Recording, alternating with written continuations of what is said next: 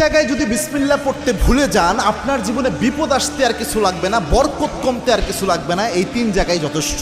খুব মারাত্মক একটা বিষয়। বিসমিল্লাহ তো মোটামুটি সব ভালো কাজের শুরুতেই পড়া হয়, তবে সব জায়গায় ভুলে গেলে ওই 3 জায়গায় মিনিমাম ভুলা উচিত নয়। তার মধ্যে 1 নাম্বার যেটা, এটা আমি সবচেয়ে গুরুত্বপূর্ণ মনে করি, সেটা হচ্ছে বর্তমান পরিস্থিতিতে এটা হচ্ছে আপনার বাথরুমে প্রবেশের শুরুতে বিসমিল্লাহ পড়া।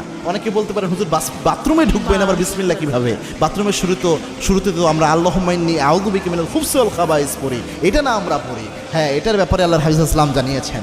আল্লাহর হাবিব সাল্লাল্লাহু আলাইহি ওয়াসাল্লাম জানিয়েছেন, কোনো ব্যক্তি যদি বাথরুমে প্রবেশের সময় পড়ে আল্লাহুম্মা ইন্নী আউযু বিকা মিনাল খুবসি ওয়াল খাবাইস, এর ফজিলত হলো ওই ব্যক্তি বাথরুমে প্রবেশ করলে বাথরুমের মধ্যে যে দুষ্ট জিনগুলো থাকবে ওই ব্যক্তিকে দেখতে পাবে, কিন্তু কোনো ক্ষতি করতে পারবে না।